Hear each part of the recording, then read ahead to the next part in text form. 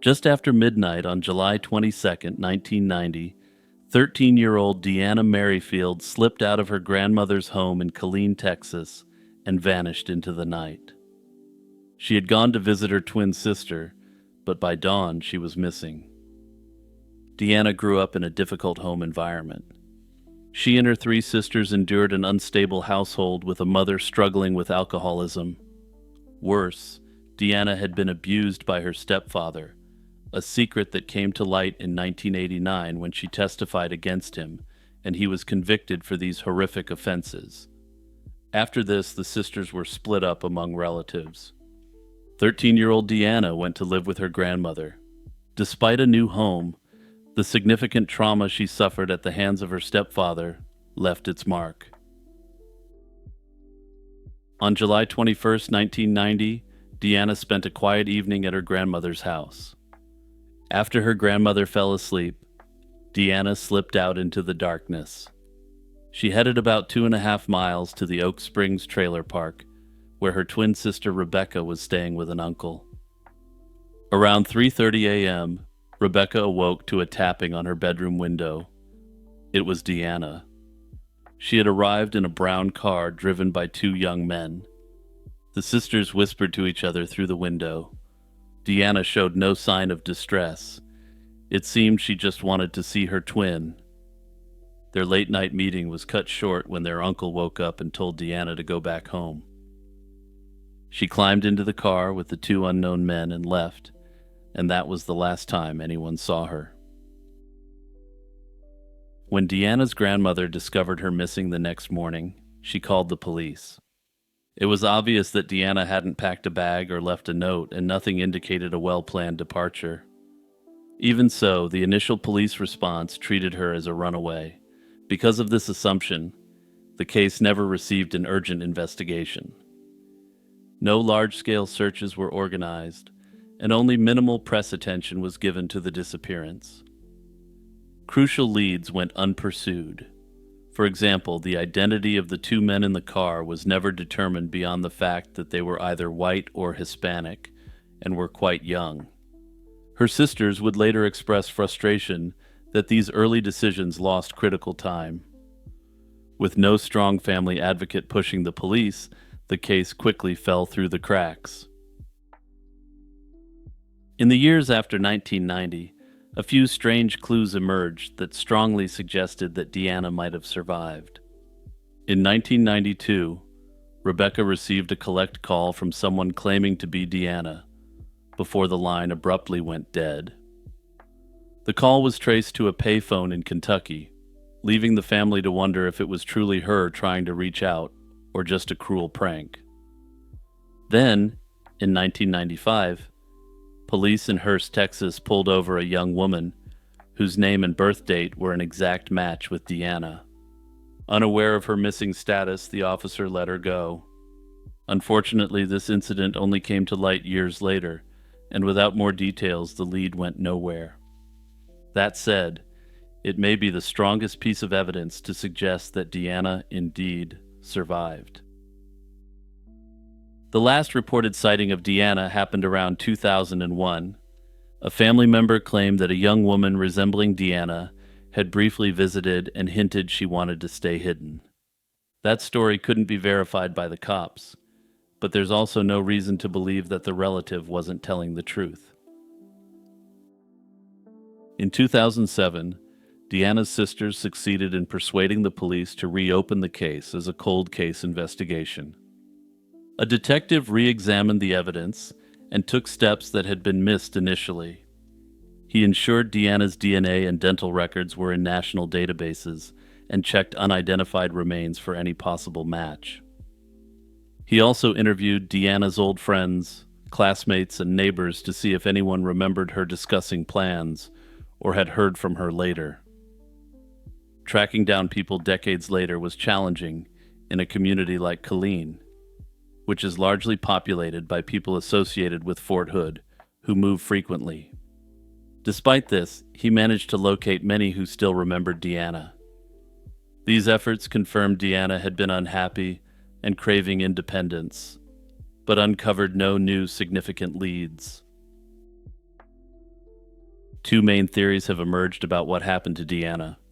One is that she ran away and managed to stay hidden. Supporters of this theory note that Deanna was resourceful and streetwise, capable of surviving on her own. In this scenario, the two young men in the car were helping her escape to start a new life. She may have cut off contact and even assumed a new identity. The clues over the years hint she might have lived at least a few years under the radar. Her sisters cling to this hope, imagining Deanna living somewhere under a different name. Naturally, in this scenario, a darker spin on this take also exists. Many have wondered if the two men seen in the brown vehicle had decided to traffic Deanna. Given that these were two men hanging out with a 13-year-old girl at 3 a.m., this seems much more plausible than the view that they may have helped her escape her abusive home life. The other theory is grim, that Deanna met with foul play shortly after she left. At 13, alone before dawn, she was vulnerable. It's possible someone she trusted, perhaps the men in that car, had harmed her that night. If so, the later clues may have been coincidences or mistakes, not genuine signs of her survival. Without concrete evidence that Deanna is alive, her family is painfully aware they must consider this worst-case scenario, even as they hope for the best. To date, however, no physical evidence has surfaced to confirm either outcome. If alive today, Deanna would be in her late 40s. Her family continues to advocate for her, and the authorities believe that given the circumstances, there is a very real possibility that she is still alive. Hey everyone, it's Jimmy here, just reminding you to hit that like button, subscribe, and also turn on all notifications. In the late summer of 1848, the British warship HMS Daedalus was en route from the Cape of Good Hope toward St. Helena in the South Atlantic. On August 6, 1848, roughly 300 miles off the coast of modern-day Namibia, sailors aboard the Daedalus spotted an astonishing sea serpent gliding through the waves. According to the captain and his officers, the creature held about 4 feet of its head and neck above the water, with an estimated 60 feet or more of its body trailing on the surface. Combining these observations, they approximated the creature's total length at up to 100 feet. The head was described as long, pointed, and flattened on top, with a dark brown coloration and a lighter yellowish-white throat area. Notably, the crew saw no ordinary whale fins or flippers, but instead, they reported a peculiar feature along the back, like a shaggy mane or a trail of seaweed atop the body. The animal moved steadily at about 12 to 15 miles per hour, maintaining a straight course even in a choppy sea.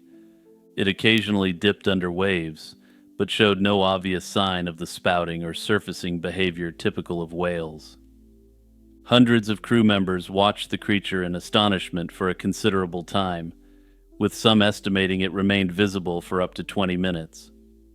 The captain emphasized how close the creature came, saying that it was near enough that he claimed he could have recognized a person's features at that distance. One lieutenant, Edgar Drummond, sketched the scene and described a long, snake-like form with a dorsal fin about 20 feet behind the head, and perhaps a tail fin further back. Whatever it was, the men of the Daedalus knew they had witnessed something highly unusual. When HMS Daedalus returned to England in the fall of 1848, the captain filed an official report to the Admiralty describing the encounter. Before long, news of the sea serpent leaked to the press, sparking a Victorian-era sensation. The London Times published the report on October 10, 1848, giving readers a vivid account of an enormous serpent seen by Royal Navy officers. The public's imagination was captivated. Here was testimony of a sea monster from a highly credible source. The fact that experienced naval officers the Daedalus had around 300 men, were willing to stake their reputations on the sighting, lent the story instant credibility. Many considered the witnesses, disciplined men familiar with the sea, with some trained in natural science, to be reliable observers, which gave pause even to skeptics. However, not everyone accepted the tale at face value. The scientific community and naval authorities reacted with skepticism and concern. The Times sought a prosaic explanation, and Sir Richard Owen, a renowned biologist, stepped forward to debunk the sighting. Owen asserted that the crew had seen not a serpent, but a large marine mammal, likely an elephant seal, whose appearance misled them. He argued that the reported long tail was nothing more than a trail of disturbed water following the creature as it swam. The captain vehemently rejected Owen's explanation. He fired back in the press, insisting that neither he nor his officers could mistake an elephant seal, or any known creature, for what they saw. To them, the suggestion was absurd, given how close and clear their view had been, and the public debate grew heated.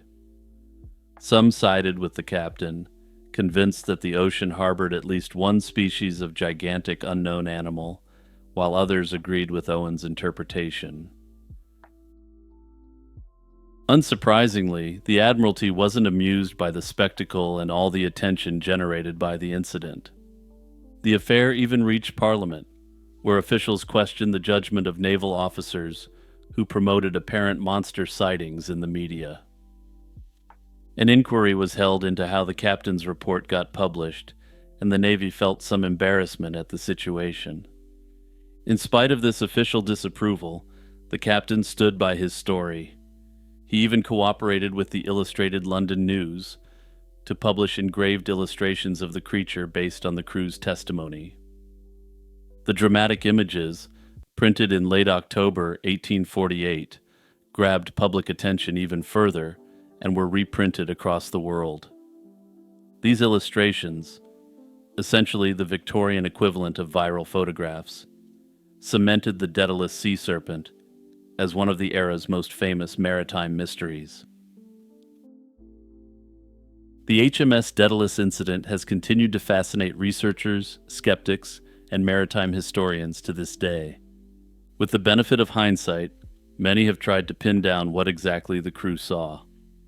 Over the years, several explanations have been put forward.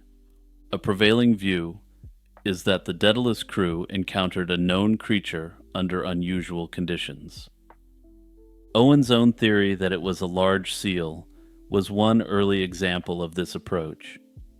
However, the seal hypothesis itself is now largely dismissed as not fitting with the significant eyewitness evidence.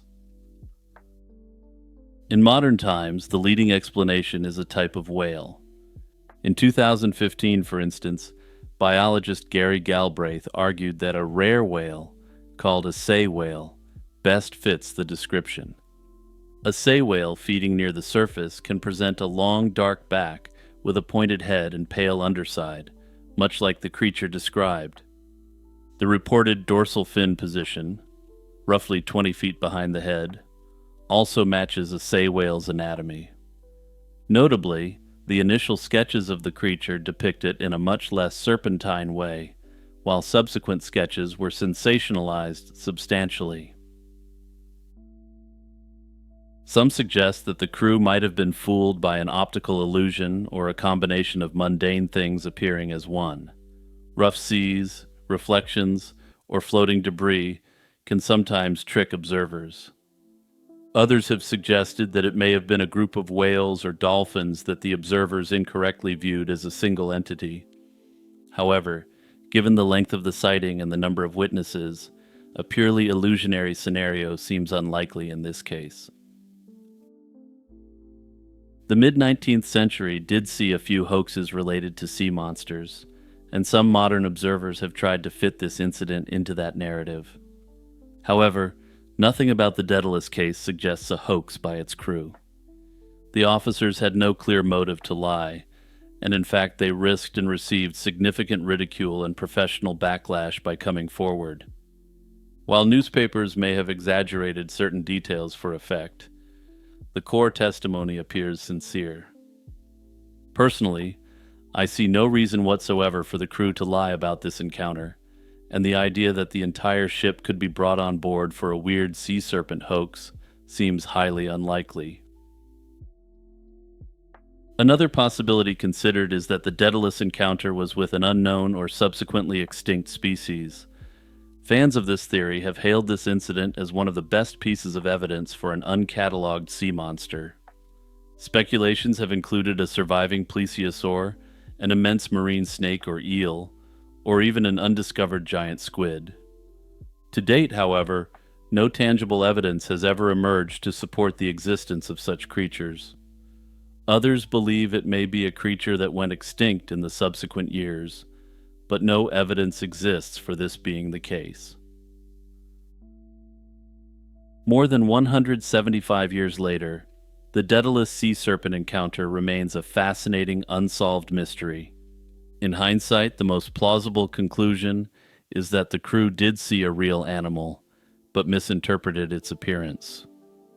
However, with no physical proof, and only the crew's reports, there's significant room for speculation. What is certain is that this is one of the best documented sea serpent sightings ever, and it made a lasting impact on both popular imagination and scientific debate. Claudia Lawrence was a 35-year-old chef from York, England, who vanished in 2009. Born on February 27, 1974 in the town of Malton, she grew up in North Yorkshire and later settled in the Heworth area of York. She worked as a cook at the University of York and was considered reliable and hard-working. Claudia lived alone in a home in Heworth and was close to her family. Her father, Peter, was a lawyer, and her mother, Joan, had been a local mayor. She was sociable and independent, often spending evenings at a local pub with friends. Claudia had never married and had no children, but she maintained what has euphemistically been called a quote-unquote active social life.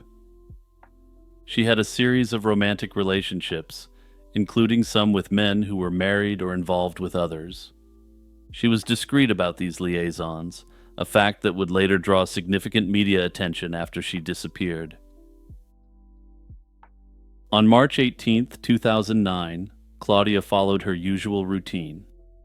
She worked an early shift and was captured on CCTV heading home around 3 p.m.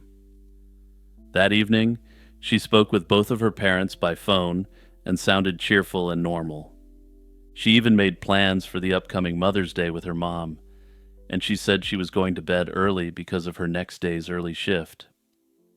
Also, just a quick programming note, Mother's Day in the UK falls on the fourth Sunday of Lent, rather than in May. Her car was in the garage for repairs, so she would be walking to work. Claudia sent her last known text at 8:23 p.m. and received a reply at 9:12 p.m. After that, no one heard from her again, but there's significant evidence that she would attempt to get to work the following morning, but I'll come back to that. When Claudia didn't show up for her 6 a.m. shift on March 19th, her colleagues became alarmed. She wasn't the type to miss work without warning. Later that day, she also failed to meet a friend at their local pub as planned, and calls to her phone went unanswered. By the next day, her family's concern had turned to panic after her friends raised the alarm. That afternoon, her father went to her house to check on her, accompanied by a family friend with a spare key. Inside, everything was in place and there were no signs of a struggle. The bed was neatly made and a few dishes were in the sink, suggesting she had eaten before heading out. Crucially, her handbag, containing her wallet, bank cards, and passport, was left behind. However, her cell phone was missing, as was the blue and gray backpack that held her chef's uniform. It appeared she had left for work as usual early on March 19th, but never arrived. Peter Lawrence contacted North Yorkshire Police to report his daughter missing, and a full investigation began. Initially, the police saw no immediate evidence of foul play and treated Claudia's disappearance as a routine missing person case. They considered the possibility that she might have left on her own, but her friends and family insisted she would never vanish without telling anyone. As days passed with no sign of her, the voluntary disappearance idea became less likely. Officers searched along her walking route for any clues of an accident or abduction and found nothing. In the first weeks, hundreds of police personnel and volunteers scoured the area, making door-to-door inquiries and combing the area extensively, but no trace of Claudia turned up. There was also no activity on her bank accounts after she went missing. By late April 2009, about 5 weeks after she vanished, the case was reclassified as a suspected slaying inquiry, reflecting the growing fear that Claudia had been harmed by someone. Detectives explored various scenarios in the early stages. They looked into whether a stranger might have attacked Claudia during her pre-dawn walk, but no evidence supported the theory of a random assailant. Some tips about suspicious people in the area led nowhere, and checks on known offenders in the region revealed no connection. With those leads exhausted, investigators turned their focus to people in Claudia's life. The case drew nationwide attention almost immediately. Given her ties to Cyprus, and that the last text she received was from a friend there, officers traveled there to interview friends she had met on holiday. However, they found no evidence that Claudia had left the country or that anyone overseas was involved. Back in York, detectives interviewed dozens of people who knew Claudia and dug into the details of her personal life. They learned she had been involved in multiple relationships, some of which weren't publicly known to her friends and family. Police theorized that someone close to her, perhaps a lover, ex-partner, or the angry partner of someone she knew, might have had a personal motive to harm her. They compiled a timeline of her recent social contacts and activities. Some individuals were hesitant to fully cooperate, possibly out of fear or a desire to keep certain matters private. In 2013, new forensic techniques were applied to the case, and these developments led to a series of arrests in 2014 and 2015. In May 2014, a 59-year-old local man was arrested on suspicion of Claudia's slaying. He was a former work colleague who lived near Claudia's home and had occasionally given her a lift. Police searched his properties but ultimately found no evidence to charge him, and he was released. Over the next year, several other men in their 50s were arrested, including a pub landlord and a few of the men who socialized with Claudia. Some were held on suspicion of the slaying, and others for allegedly hiding information. Each arrest led to extensive searches and interviews. However, as with the first suspect, nothing definitive could be pinned on any of them. By 2017, a total of 9 people had been arrested over the course of the inquiry, yet no one was charged, and Claudia was still missing. The theory most favored by police is that Claudia was slain by someone she knew. The narrow window of time during her routine walk and the lack of any signs of struggle or robbery suggest she likely encountered a familiar person. Most victims know their perpetrator, which also supports this line of thinking. Under this scenario, the perp may have approached her in a non-threatening way, perhaps offering a ride or engaging in conversation. This could explain why no one reported witnessing anything unusual on the morning in question. After all, people are seen getting in and out of vehicles all the time, and the only way that sort of event would stick out is if there was something truly bizarre or unusual about the interaction. Others speculate that she was slain by someone she had an affair with, or by the spouse of one of these individuals. In the former case, it's been speculated that the individual may have viewed Claudia as a liability and eliminated her. In the latter case, some have alternatively speculated that the slaying may have been a professional job, and that Claudia may have been brought to a site where she was finished off. Another possibility is that Claudia fell victim to an unknown attacker in a random crime. Investigators considered the scenario of a stranger abduction, but they found little evidence for it. Speculation about known serial offenders was explored due to some coincidental similarities, but no connection was ever established. Likewise, the idea that Claudia chose to disappear on her own has been firmly rejected by both police and her family. She left behind all her important belongings and had made plans for the near future. It's now been more than 15 years since Claudia vanished, and if she's alive, she'd be in her early 50s. That said, investigators firmly believe that she isn't alive, and that she was likely slain on the day she vanished. For now, the disappearance of Claudia Lawrence continues to remain one of Britain's most haunting, unsolved mysteries. For anyone who has lived with a dog or even walked past a neighbor's yard, barking is a familiar soundtrack of domestic life. Yet, step into a forest where wolves roam, and you'll hear something very different.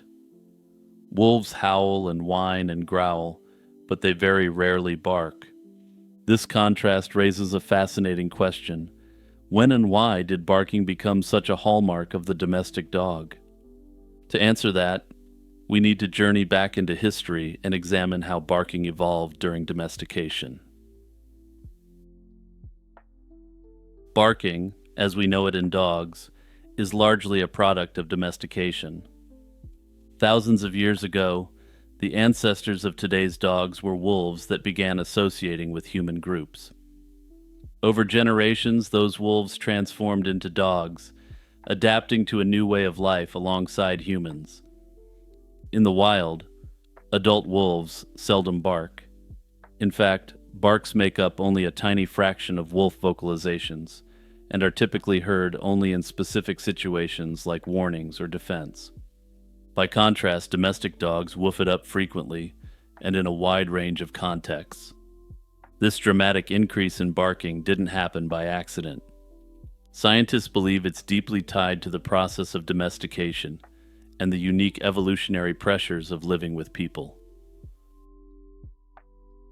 One key factor is neoteny, the retention of juvenile traits into adulthood. Domesticated dogs exhibit many puppy-like behaviors that their wolf relatives outgrow. They remain more playful, more submissive, and they whine and bark far more often than adult wolves do. Wolf pups naturally yelp or bark in distress or during play, but as they mature, they switch to the more subdued communication of adulthood. Domestic dogs, on the other hand, never fully give up those puppy habits. Early humans favored dogs that were gentle and friendly, and in selecting for those traits, our ancestors may have unwittingly prolonged dogs' juvenile tendencies. The result was a creature that behaved in some ways like a wolf pup that never grew up, including a greater propensity to bark. Interestingly, experiments in domestication support the idea that sociability can bring about what I'm going to term barkiness. In a famous Russian study, scientists bred foxes for tameness over many generations. The result was foxes that not only wagged their tails and acted puppy-like, but also started to bark and whine in adulthood, sounds their wild counterparts seldom make. Selecting for a friendly, human-oriented disposition seemed to unintentionally produce animals that vocalize more, much like dogs. All of this evidence points to an evolutionary story.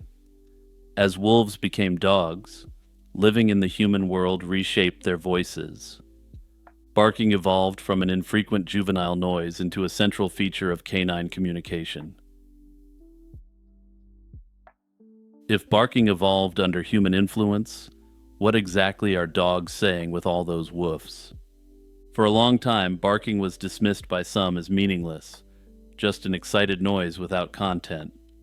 However, modern research paints a different picture, and barks have turned out to be surprisingly rich with information.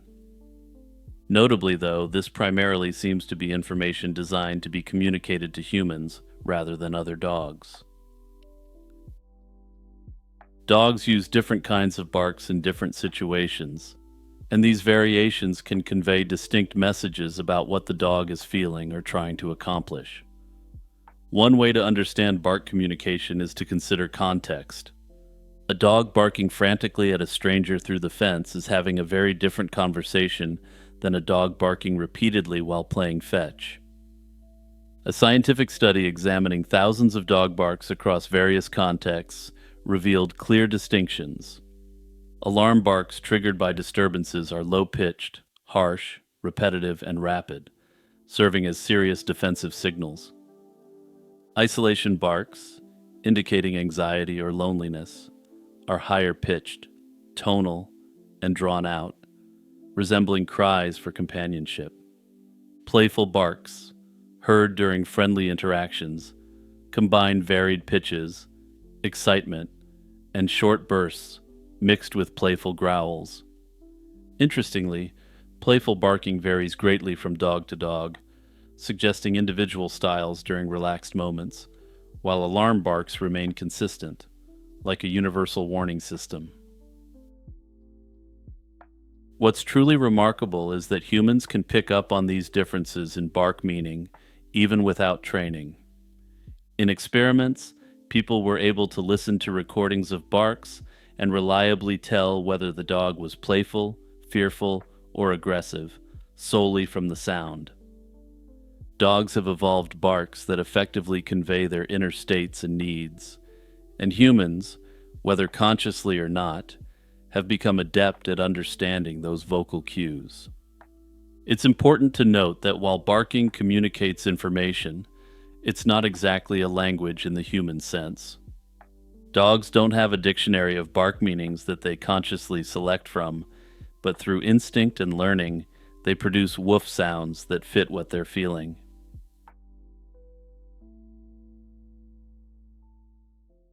Lee Selwyn was a rising star in Los Angeles' vibrant late 1980s rock club scene.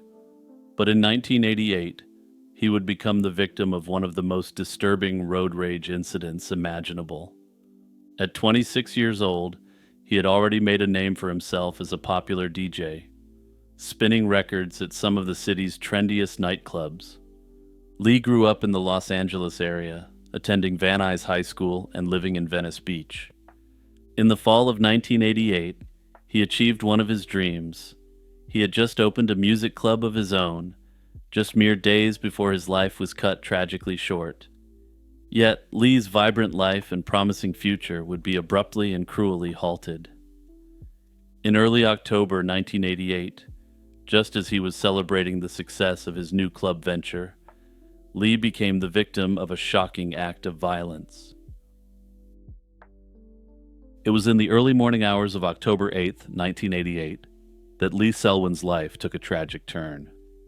Around 2 a.m., Lee and 3 of his friends left a Hollywood nightclub after a night of music and fun, planning to enjoy a motorcycle ride through the near-empty Los Angeles streets. The 4 friends rode in pairs.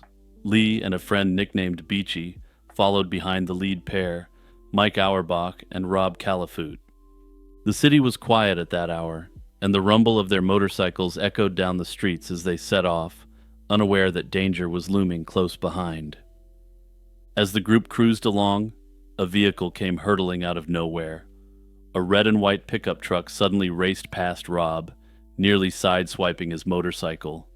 Startled and enraged at the close call, Rob pulled up alongside the truck when they all stopped at the next red light. He confronted the driver, yelling at him and questioning what the man was trying to do. The truck's driver, a stranger with wild eyes and quite possibly under the influence, responded by rolling down his window and spitting in Rob's face. A heated altercation ensued in the middle of the intersection. Rob, infuriated, struck back by punching the truck's side mirror, shattering it, and kicking the door in retaliation. The man in the truck continued to taunt them, growling and screaming, and reached down as if fumbling around for a weapon, prompting Rob to smash the driver's side window in self-defense. What had begun as a near accident and a brief roadside confrontation suddenly escalated into a life or death chase. The truck's driver gunned the engine and peeled out of the intersection, executing a sudden U-turn. Now it was clear to the bikers that this was no mere angry motorist. The man was turning his truck into a weapon. Rob later recounted that this was the moment that the men came to the realization that this psychopath was going to start mowing them all down. The friends on motorcycles sped off in different directions to evade the truck's wrath. Rob and Mike managed to make a quick right turn down a side street, successfully dodging the pursuing pickup. Lee, however, who had been slightly behind the others, took a left turn at the intersection, and in that split second, he became the lone target of the truck driver's fury. What followed was a terrifying high-speed pursuit through the darkened streets of Los Angeles. The truck driver fixated on Lee and chased him for miles across the city, reportedly reaching speeds of 60 to 100 miles per hour. Witnesses later recounted that the red and white truck stayed right on Lee's tail, attempting to bump his motorcycle repeatedly as the two vehicles barreled through the city. Lee, though he was an experienced rider, was now far out of his depth, fleeing for his life utterly defenseless against a four-wheeled battering ram. After approximately 5 miles of pursuit, the driver finally caught up to Lee. In a deadly maneuver, the truck rammed into the back of Lee's motorcycle at high speed, and the impact was truly devastating. Lee's bike was forced off the road and smashed into a telephone pole with a crushing force. As a result of this collision, Lee was thrown from the motorcycle and violently catapulted through the air. One witness estimated that Lee's body flew almost 180 feet before hitting the ground, an extremely grim testament to the speed and force of the collision. He landed on the pavement of La Cienega Boulevard, critically injured and unconscious. Perhaps unsurprisingly, the monster in the red and white truck didn't stop. The driver, who had turned an urban street into his hunting ground, sped off into the night, disappearing before anyone could catch a license plate number. Emergency responders rushed Lee Selwyn to Cedars-Sinai Medical Center, fighting to save his life, but the injuries were too severe. Lee had suffered a massive skull fracture and other traumatic injuries when he struck the telephone pole and then the ground.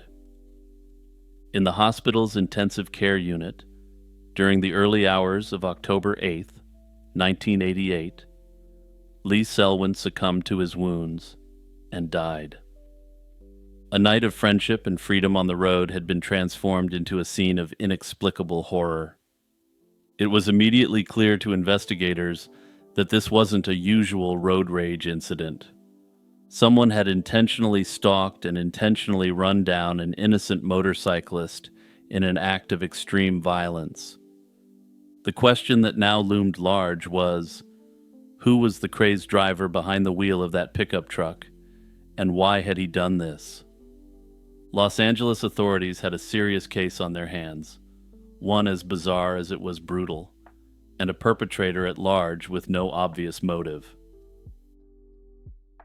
The news of Lee Selwyn's violent death sent shockwaves through both the music community and the city at large. In the days and weeks following the slaying, Lee's family and friends struggled with grief and disbelief. Hundreds of people attended Lee's funeral in October 1988, a testament to how widely loved he was. Among the mourners were around 700 friends and admirers, including an honor guard of 150 fellow motorcyclists who rode in procession as a tribute to Lee.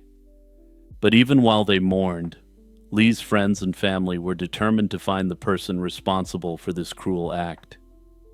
In the absence of an immediate arrest, they took it upon themselves to assist the police however possible. The friends who were with Lee that night became especially involved and active in the search for the perp. They helped create and distribute wanted posters citywide, posters emblazoned with a composite sketch of the suspect's face drawn from eyewitness descriptions. A composite sketch of the unknown driver, a Caucasian man in his late 20s or early 30s with a bushy reddish-brown beard and green eyes, was widely circulated. Despite these efforts, the case went cold, and the Los Angeles police admitted by the end of 1988 that they were at a loss for what happened. In a November 9th, 1988 article in the Los Angeles Times, I found a rather unfortunate quote from a detective named Richard Iddings. Quote, "For some reason, some people, once they get behind the wheel of a car, they can do funny things." This statement, along with the cops throwing up their hands and admitting they're all out of ideas, ended up pissing off Angelenos. After all, it appeared that the cops had simply accepted that they wouldn't be able to resolve this case. In early 1989, with leads dwindling and community outrage high, the LAPD decided to try a then-novel approach, enlisting the help of a national television audience. True crime shows were just emerging as a phenomenon in the late 1980s, and Unsolved Mysteries was at the forefront of this new genre. The TV program, hosted primarily by Robert Stack, dramatized real unsolved cases and urged viewers to call in with any information. On January 11, 1989, just 3 months after the event, the story of Lee Selwyn's death aired on Unsolved Mysteries. This had the effect of beaming the composite sketch and the details of that fateful night to tens of millions of households across America. Viewers from all over the country flooded the phone lines with possible leads. Some thought the sketch resembled someone they knew. Others reported encounters with aggressive pickup truck drivers in similar vehicles. A few even offered partial license plate numbers of suspicious vehicles. For the detectives, it was both encouraging and daunting. They now had quantity, but the challenge was sifting through for quality and determining if any of these hundreds of tips pointed to the real perpetrator. Unfortunately, in the months immediately following the broadcast, none of the clues brought them closer to identifying the suspect. Hundreds of tips were checked out, and all of them were ruled out. The bearded madman remained a ghost, haunting the streets of Los Angeles. According to contemporary interviews with the family, they were very grateful for the work Unsolved Mysteries did. That said, after all the leads turned up nothing, they resigned themselves to the potential reality that the case would never be solved. However, Unsolved Mysteries wasn't done with the case. As the show's popularity grew, it went into syndication, and reruns of past episodes began airing on various channels in the early 1990s. The Lee Selwyn segment, being a high-profile and dramatic case, generated new tips each time it was rebroadcast. According to contemporary interviews, the lead detective on the case viewed each rerun of the episode as a sort of dividend payment, with the currency being leads. The critical moment finally came in March 1993, nearly 4.5 years after that fateful night. On March 15th, 1993, Lifetime Television aired a rerun of the Unsolved Mysteries episode about Lee's case. Among the viewers that day was someone who knew a man who bragged about running down a biker in Los Angeles. When this viewer saw the reenactment and the composite sketch on screen, the puzzle pieces fell into place. An anonymous call came into the show's tip line, and this time it was the call detectives had been awaiting for years. The tipster pointed to a specific individual, a 36-year-old man named Franklin LeGrand Perkins. Perkins wasn't in California at all. He was an inmate at a prison in Georgia, serving time on an unrelated weapons possession charge. According to the tip, Perkins had allegedly boasted to a fellow inmate about running down a motorcyclist on the streets of Los Angeles years earlier. This was exactly the kind of bizarre confession that might easily have gone unnoticed or unreported. Prison bragging isn't usually communicated to police except in jailhouse snitch cases, but the broadcast connected the dots for the tipster. The caller provided enough detail to get the attention of LAPD investigators, who quickly looked into Perkins's background. What they found was startling and busted the case wide open. Perkins matched the description of the suspect almost perfectly, down to the age and hair color, and he had been in Southern California around the time of Lee's slaying. Once Franklin Perkins was identified as the prime suspect, the wheels of justice began to turn quickly. At the time the tip came in 1993, Perkins was only days away from being released on parole from the Georgia prison, where he was serving a 5-year sentence. Los Angeles authorities knew they had to act fast to keep him from walking free. Working with Georgia officials, the cops obtained a mugshot of Perkins and assembled a photo lineup. Lee's friends, including those who had seen the perp on the night of the attack, were shown the lineup, and they all picked Perkins' photo out as the man who had driven the truck. He's a distinctive-looking guy, after all, not a face you're going to forget even under regular circumstances. That was the confirmation investigators needed.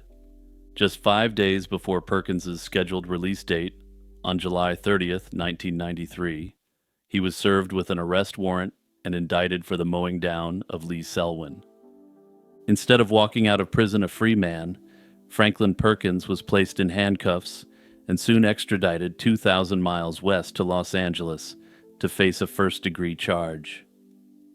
Notably, the fact that the tip came from across the country highlighted the massive geographical reach of these burgeoning true crime programs like Unsolved Mysteries.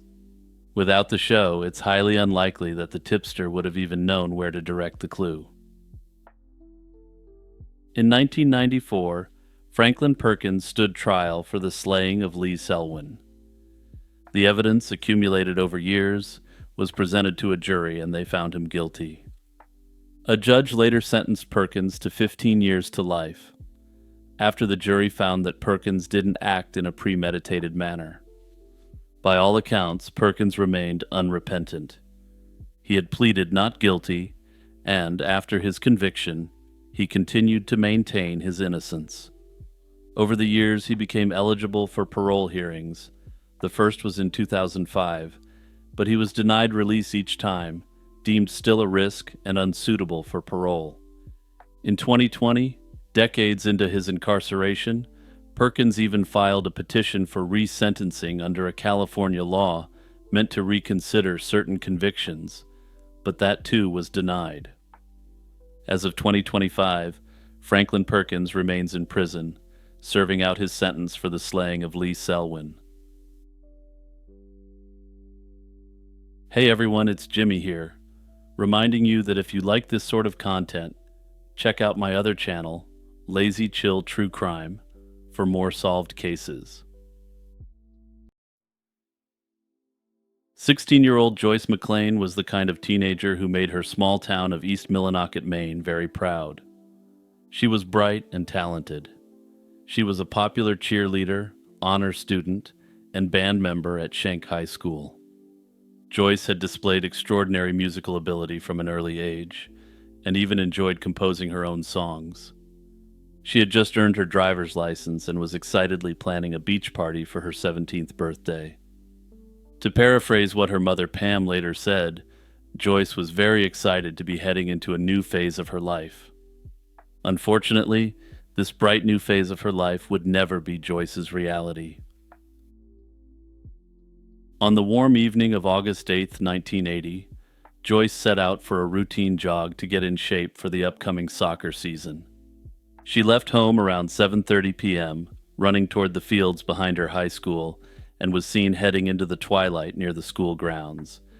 This would be the last known sighting of her alive. When she failed to return home, her mother grew worried and drove around looking for her, but Joyce had vanished. Her mother quickly alerted police, and for 2 days and nights, family and friends combed the community for any trace of the missing teen. Then, on Sunday morning, August 10th, 1980, a volunteer searcher discovered a horror no one in East Millinocket ever expected. Joyce's lifeless body was found in the woods along a power line clearing behind Schenck High School's athletic fields. Her skull was crushed by a heavy blow. Her hands were tied behind her back with a piece of cloth, and there were marks suggesting she had been strangled with an object. Her clothing was in disarray, but investigators determined she had not been subject to an indecent assault. The idyllic peace of East Millinocket was shattered by the grim discovery. In a town where doors were usually left unlocked, residents now found themselves afraid, wondering who could have done such a thing in their midst.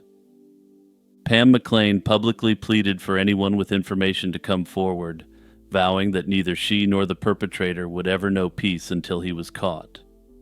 And yeah, spoiler alert, Pam was going to make good on this promise. The initial police investigation faced daunting hurdles.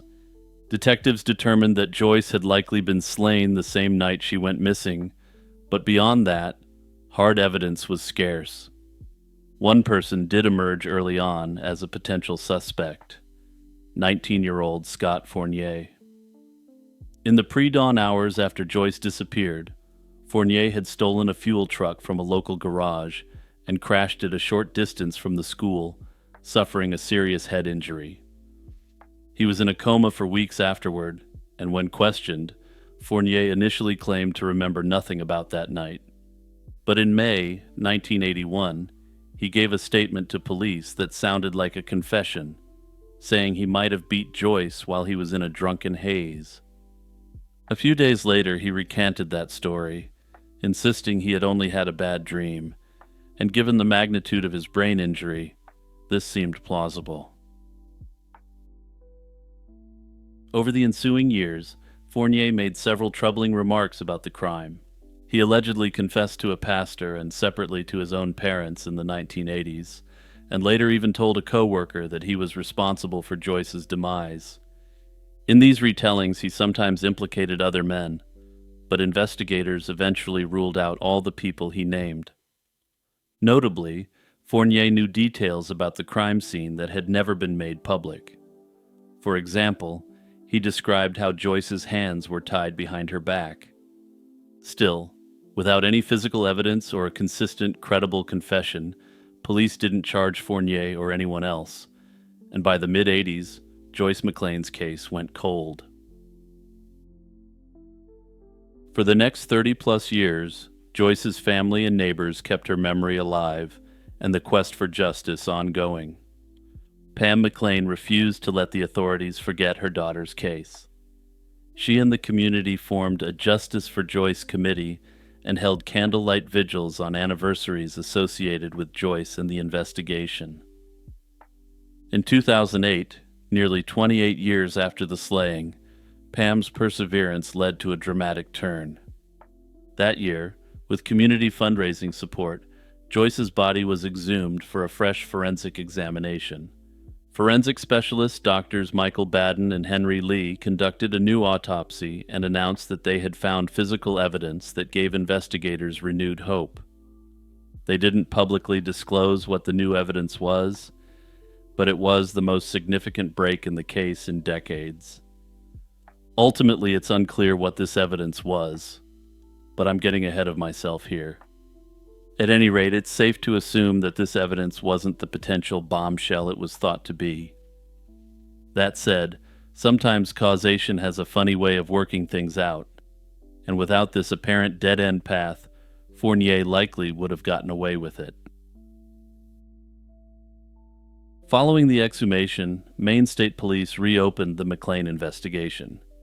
Detectives in 2008 began re-interviewing witnesses and reviewing the case from scratch. In 2009, authorities publicly confirmed that Scott Fournier, long quietly suspected, was a person of interest in Joyce's slaying. As the cold case squad dug in, new witnesses emerged to bolster the case. One former colleague of Fournier's came forward with a story. Back in 1989, Fournier had suddenly blurted out a confession to him at work. Tips like these, combined with the forensic re-examination, strengthened the circumstantial case against Fournier piece by piece. After years of painstaking work, investigators and prosecutors concluded they finally had enough to secure a conviction. On March 4th, 2016, nearly 36 years after the event, Maine State Police arrested 55-year-old Fournier and charged him. Fournier went on trial in January 2018, and he waived his right to a jury, leaving the verdict up to a judge. This was apparently a strategic move by his defense counsel in light of Fournier's multiple confessions over the course of the years. They had believed that a judge would be more likely to accept evidence that Fournier's statements were the result of a traumatic brain injury rather than any real commission of a crime. Given that this is a video on solved cases rather than unsolved mysteries, I'm sure I don't have to telegraph to you any further how well this strategy ultimately worked out. Because forensic evidence linking him to the crime was virtually non-existent, the prosecution's case focused on Fournier's own words and knowledge. They presented testimony about his multiple confessions over the years, and the specific details he knew about the crime scene that only the perpetrator would know. The defense argued that Fournier's so-called admissions were the unreliable ramblings of a man who had suffered a brain-damaging head injury on the night in question. His lawyers suggested that his memories were confused or imagined, and they pointed to other possible culprits. After hearing 2 weeks of evidence, Superior Court Justice Anne Murray rendered her verdict on February 22, 2018. She found Scott Fournier guilty in Joyce McLean's case, finally closing a chapter that had haunted the community for nearly 38 years. Justice Murray sentenced him to 45 years in prison, and in 2019, Maine's highest court upheld Fournier's conviction, ensuring that he remained behind bars. Ultimately, the slogan, "Justice for Joyce," was fulfilled, and this cold case was solved after a decades-long fight for truth and accountability. On the morning of July 8, 1972, a passing motorist in rural Allen County, Indiana, came upon a heartbreaking scene. In a ditch along a quiet country road lay the body of a young mother, and beside her was her 3-year-old daughter, extremely frightened but miraculously unharmed. Just hours earlier, 26-year-old Phyllis Baylor had been alive and on a journey. The young mother had set out the previous evening from Indianapolis, driving a borrowed car to visit her parents in Bluffton, about 100 miles away, with her toddler in tow. When she failed to arrive, her worried family reported her missing. Early that next day, police found Phyllis's car abandoned on the shoulder of northbound Interstate 69 in nearby Grant County. The car's hood was propped open as if it had broken down, but Phyllis and her child were nowhere in sight. Approximately an hour later, the dreadful discovery was made. Phyllis's lifeless body and her little girl were spotted in a roadside ditch, miles from the highway. Investigators from the Allen County Sheriff's Department and the Indiana State Police rushed to the scene and launched an investigation. It was immediately clear that Phyllis had met a violent end, which was confirmed with certainty at the autopsy. It was also confirmed that the perpetrator had subjected her to the most disturbing form of assault, leaving behind the biological material that would ultimately crack the case. Her daughter, though physically unharmed, was too young to provide any useful details about what had happened. Detectives were left with a horrifying crime and very few initial clues. Phyllis's purse and belongings had presumably been in the car, but the car was found empty and in working order aside from the raised hood. Authorities could only theorize that Phyllis had experienced car trouble and that someone had taken advantage of her vulnerable situation. The remote location where her body was found suggested the perpetrator had driven her and her daughter off the interstate, onto a secluded road to carry out this horrific act. In the summer of 1972, however, there were no surveillance cameras on highways, no cell phones to ping, and DNA analysis was decades away from being a useful tool. Investigators had to rely on old-fashioned police work, combing the area for witnesses and piecing together Phyllis's last known movements. In the immediate aftermath of Phyllis Baylor's slaying, police pursued every lead they could find. They interviewed other motorists who traveled I-69 that night, hoping someone might have seen Phyllis's green vehicle pulled over or noticed a stranger lurking near a distressed driver. They spoke with Phyllis's family and friends to determine if she had any enemies or troubled relationships that could suggest a suspect. Standard procedure in cases like this is to look first at those closest to the victim, a spouse, an ex-partner, or friends, but nothing indicated that someone in Phyllis's circle was responsible. From all accounts, Phyllis was simply a young mother on a routine trip. There was no obvious personal motive, which made the crime even more baffling and terrifying. It appeared to be a random act of violence. Before long, investigators developed at least one potential suspect based on the limited evidence and tips they had. Details about this early suspect were not released to the public, but authorities privately considered him a strong person of interest. Perhaps it was a local man with a history of violence, or a passerby who matched a description from a witness sighting. However, in 1972, they lacked the forensic evidence to make a charge stick, something that would actually turn out to be fortunate given subsequent developments.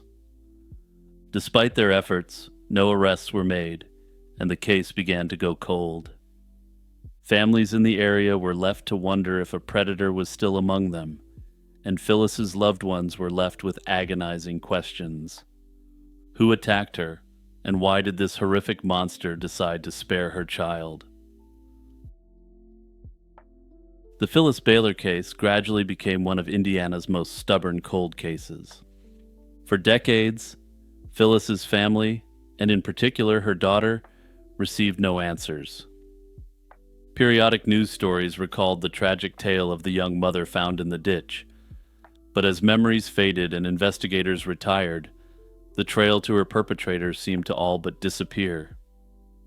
Thankfully, it wasn't that police didn't have any evidence. They did recover physical evidence, but the perpetrator's identity remained hidden within it, literally at the molecular level. By the early 1990s, as DNA profiling emerged in forensic science, hope was rekindled.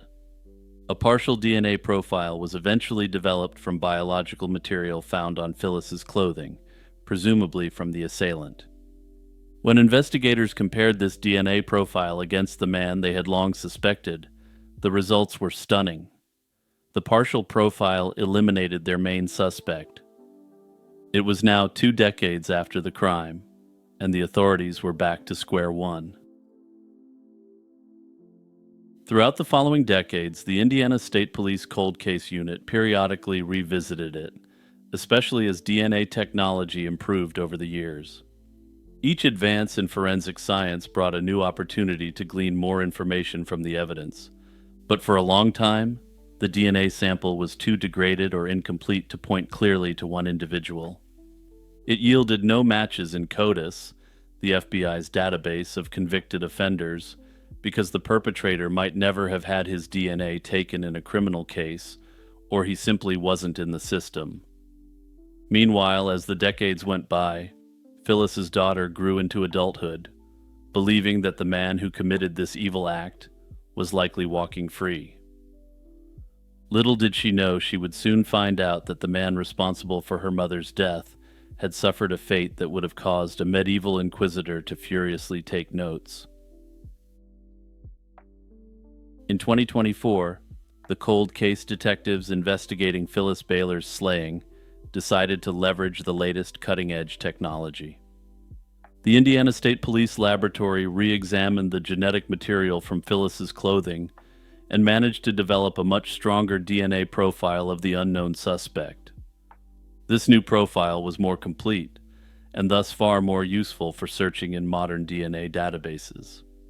Traditional law enforcement databases still didn't have a direct match, and the DNA profile didn't match with any known convicted offender.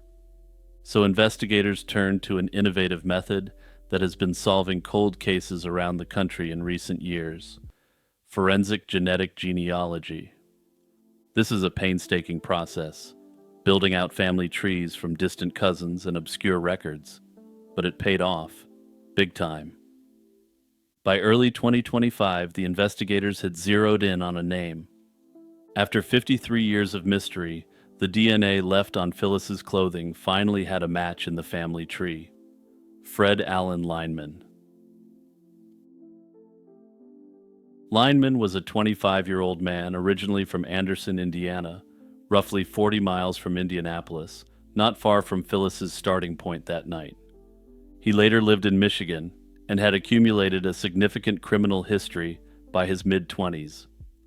According to police, he had no known connection to Phyllis Baylor. He was neither a family friend nor an acquaintance. This lack of any prior link explains why he was never on investigators' radar. Phyllis almost certainly didn't know him at all, a chilling hallmark of stranger-on-stranger violence. When detectives dug into the perpetrator's background, they uncovered an interesting footnote on his disturbing life. Lineman himself had died violently in the 1980s. In a grim twist of fate, this man who preyed on a stranded young mother later became the prey himself. Investigators learned that Lineman was slain in Detroit in 1985, under absolutely brutal and gruesome circumstances. Now, usually I don't go into too much detail out of respect for the victims of crime, but I'm going to make an exception here. Lineman, who was by then 37 years old, had crossed two very bad men. These two men spent some time working him over with a baseball bat, threw him in a dumpster, and then, potentially while he was still alive, lit the dumpster up. I naturally have to wonder if he questioned the life he lived and the acts he committed as the flames rose around him. The Indiana State Police announced the solved case publicly in April 2025, finally bringing a sense of resolution to this mystery 50 years in the making. Indiana authorities noted that if Lineman were alive, he would have been charged with Phyllis Baylor's slaying and prosecuted by the Allen County Prosecutor's Office. Some believe that Phyllis may not have been Lineman's first or last victim, and that he may be connected to other crimes. So far, it's unclear if the authorities are investigating this avenue, but given the random nature of his attack on Phyllis, it's strongly speculated that they are. In late June 2010, 6-year-old Atomu Imoto Morehouse, known to his family as Mochi, vanished from his Washington state home. Mochi's father, Jeffrey Morehouse, had been granted sole custody of the boy in 2007 due to serious concerns about the child's mother, Michio Imoto Morehouse. A court order barred Michio from taking Mochi out of the state, and the authorities were instructed to deny an American passport for the child. And yeah, emphasis on American passport. Keep that in mind.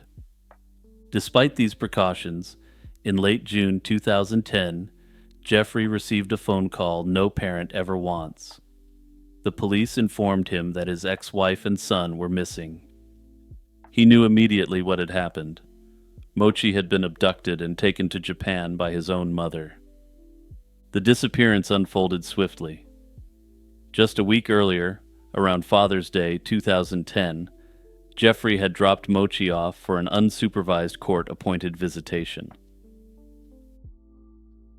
Court records show that in May 2010, Michio secretly purchased plane tickets to Japan for herself and Mochi. Michio managed to secure a Japanese passport for Mochi and set up her flight for June 23, 2010, just a few days after Father's Day. That day, she boarded a flight from Seattle to Tokyo's Narita Airport, whisking her 6-year-old son out of the country. Once the abduction came to light, Washington state authorities and federal agencies mobilized. but their efforts were complicated by international barriers. Bellevue police who searched Michio's apartment found signs of a hasty departure. By October 2010, King County prosecutors had filed a felony custodial interference charge against Michio, and a warrant for her arrest was issued. The case became a criminal matter, yet with mother and child on foreign soil, U.S. law enforcement couldn't reach them. Federal authorities, including the FBI and State Department, were notified of Mochi's disappearance and communicated with the Japanese government through diplomatic channels. In practice, however, none of these efforts could compel Japan's cooperation. At the time, Japan had not signed the Hague Convention on International Child Abduction, a treaty that obligates countries to return abducted children to their home country. Japanese law didn't recognize foreign custody orders, meaning that despite Jeffrey's sole custody rights under U.S. law, Japanese authorities were under no obligation to assist. As one contemporary report noted, Japan was seen as a black hole for parental abductions, and once a child was taken there by a Japanese parent, it was nearly impossible to get them back.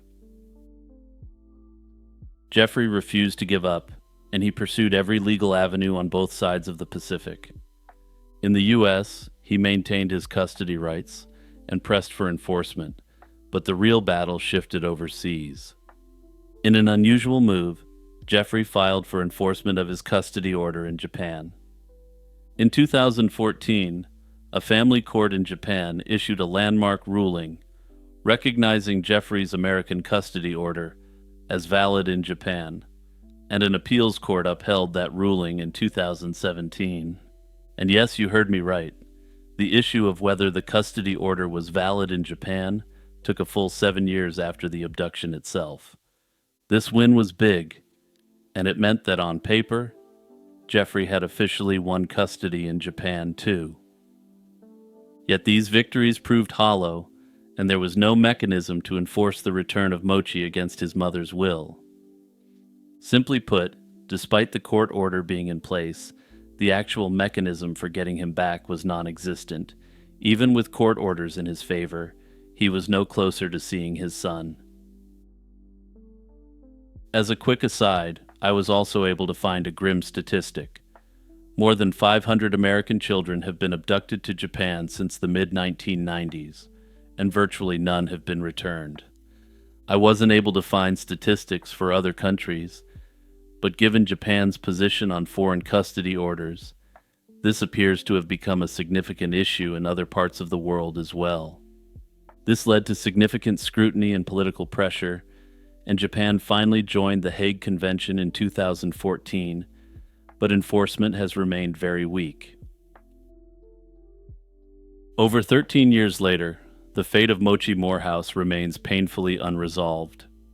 All evidence indicates Mochi has lived in Japan since 2010, but his exact whereabouts and whether he knows of his father's efforts are unknown.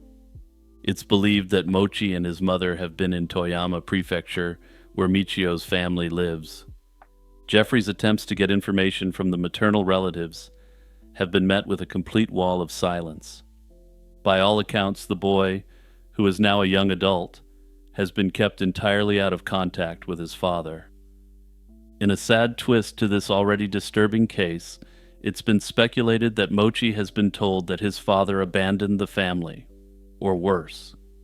As of 2025, Michio Imoto Morehouse remains a fugitive wanted in the U.S., and Mochi is potentially entirely unaware that his father continues to search for him. That said, Mochi is now an adult, and I naturally have to question why he's apparently never looked up his case. Anyway, I'd like to hear your theories on this in the comments, since there's about 1 million potential possibilities I can think of. On June 18, 1982, a terrified voice rang out over a Virginia 911 line. "Please hurry, he's come back." Those were the last words 20-year-old Kelly Dove ever spoke to a police dispatcher before the line went silent. More than 4 decades have passed since that night, and her fate remains entirely unknown. Kelly Dove was a 20-year-old wife and mother of a 4-year-old daughter, living a quiet life in Virginia. In 1982, she and two of her sisters worked as clerks at the Imperial gas station in Harrisonburg. On the night of June 17, 1982, Kelly wasn't even supposed to be there, but she had kindly swapped shifts with her sister Rose. The station sat on a relatively isolated stretch of road, and that night Kelly was working the overnight shift alone. Sometime after 2 a.m., a male customer began harassing Kelly and exhibiting obscene behavior. Feeling unsafe, she dialed 911 at 2:27 a.m. and reported that a man was bothering her. She told the dispatcher that he was dressed improperly, and given the tone of the call, she was clearly trying to communicate that the man had been exposing himself. Kelly asked if an officer could come keep an eye on the place and make sure she was safe. The dispatcher said help was on the way, and indeed a police unit was dispatched to the station. However, the location was quite isolated. Moments later, before any officer arrived, Kelly called 911 a second time at 2:29 a.m. Now her voice was frantic, and she noted that the same man had come back. She said he was outside using the payphone to call her with lewd remarks, and she pleaded for the police to hurry. "Please hurry, he's come back," Kelly begged, her fear evident. She managed to describe his car as a silver or gray Ford before the line suddenly went dead. The cops reached the gas station within minutes of that last call at 2:31 a.m., but by then Kelly was gone. This was only 4 minutes from the initial call, indicating just how quickly things had escalated. The cops rapidly entered, likely expecting that they would be on time given how quickly they arrived, but what they found was so much worse. The scene was eerily undisturbed, and the store was empty and silent, with the cash register untouched. Kelly's purse and the magazine she'd been reading lay on the counter, as if she had just stepped away. There were no signs of a struggle or robbery, and nothing to indicate a fight had taken place. Investigators later estimated it might have taken as little as 15 seconds for the kidnapper to grab Kelly, force her into a vehicle, and flee. Kelly's family believes the attacker must have been armed, since she was feisty, and likely would have fought back if able. In the aftermath, a nearby store clerk reported seeing a young white male with blonde or light brown hair in a gray car lurking in the area around 2 a.m. Police considered this a solid lead, and even created a composite sketch of the suspect based on that description. Detectives also noticed a very telling and disturbing pattern. The gas station had frequently received obscene phone calls when women worked the night shift. After Kelly's disappearance, those harassing calls virtually ceased. Only one disturbing call was reported in the 6 weeks following her abduction. This abrupt stop suggested that the person making those calls may have been the same man who took Kelly, and that he had now fled or gone silent. Regrettably, the trail in Kelly's case ended up turning cold very fast. Police canvassed the area and questioned known troublemakers around town. Several suspects were interviewed in 1982, including at least one man with a record of exposure, but no arrests were made due to lack of evidence. Frustratingly, the crime scene itself yielded few clues. In what I can only call a bizarre turn of events, the station wasn't immediately sealed off, and it even reopened to customers that morning. Officers decided not to dust for fingerprints, reasoning that too many people had been through the store to isolate any one person's prints. Further, they reasoned that since it was a gas station, any prints recovered could have an innocent explanation. Now, to throw in my 2 cents here, I think this reasoning is problematic, especially given that there was a description of the vehicle and a description of the man. Further, given that multiple women had heard the obscene phone calls before, The voice of the man could have been recognized by the station attendants. I've never specifically heard of a vocal police lineup being used before, but hey, maybe that could have been used here. If the fingerprints, the physical description, and the voice and vehicle matched up, that would have likely given the cops probable cause to search the man's property and truck. Of course, I'll admit that hindsight is 20/20, but this seems to be an incredibly significant oversight, at least to me. With no physical evidence or definitive suspect, the case stalled out hard. Harrisonburg police classified Kelly's disappearance as an abduction, but months and then years passed without answers. In 1989, Kelly Dove was declared legally deceased, based upon the combined evidence of everything that happened that fateful night. Over time, two main theories have emerged about what happened to Kelly. The first is that she fell victim to a local predator, a local man with a history of harassing women. Kelly's friends and family have long suspected a certain man she knew from high school. This individual, who has never publicly been named, had prior incidents of exposure and obscene calls on his record. It's easy to see how his past behavior aligns with what happened. Investigators have indicated that their prime suspect is indeed someone who likely knew Kelly. However, there's a clear weakness in this theory. Kelly had seen the man quite clearly, and if she had an inkling of who he was, she might have given a name. That said, it's hard for me to imagine the fear and adrenaline that was running through Kelly at that moment. But I do think this places a major question mark on this theory. Also, it's notable that the cops said that their prime suspect knew Kelly, not that they knew each other. This may indicate that they believed that he was stalking her, and that he was entirely unknown to her outside of the disturbing phone calls. The second theory is that a complete stranger abducted Kelly, possibly a roaming serial offender who happened upon the isolated gas station that night. Detectives acknowledged that her case could fit the pattern of a transient predator active in the early 1980s. In this scenario, the crime was one of pure opportunity. A dangerous passerby saw a lone woman and seized the moment. Some believe that the attack didn't appear targeted at Kelly personally, which is consistent with a random offender. Investigators haven't ruled out this possibility, not wanting to overlook an outlier who might have been responsible.